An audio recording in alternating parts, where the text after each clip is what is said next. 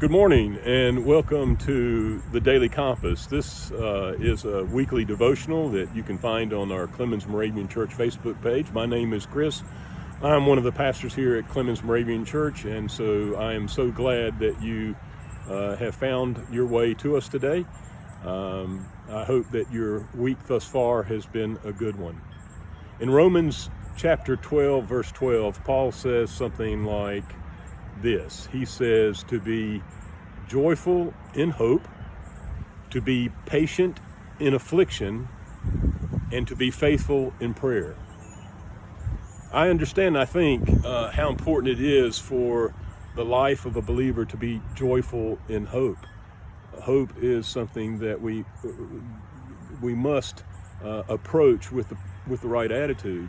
And certainly it makes sense to me how important it is to be faithful in prayer, something that we should do every day, multiple times a day.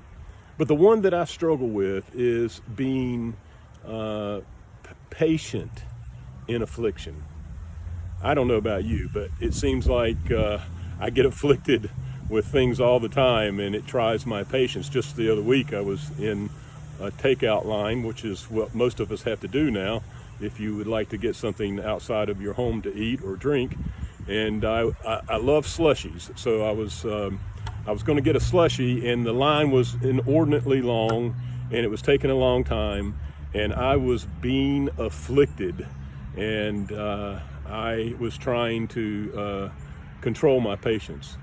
Now, I'm sure Paul had something a little deeper in mind when he was talking to the people of his day in that context in the church that he was working with.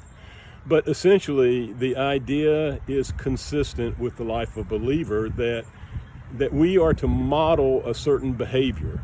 And it is critical how we show hospitality, how we interact with each other. Brothers and sisters, we have a tremendous opportunity in the context in which we live today, where we are being forced in a way to confront our level of patience, because there's nothing really happening fast on many different fronts. And Paul says, don't waste this opportunity.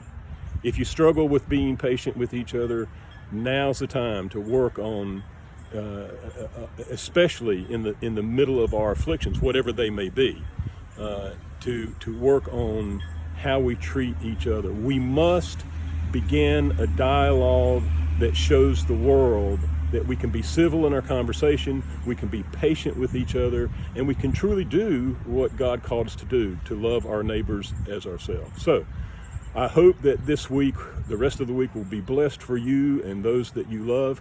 Please be safe, and I will look forward to talking to you again next Wednesday. God bless. Be safe.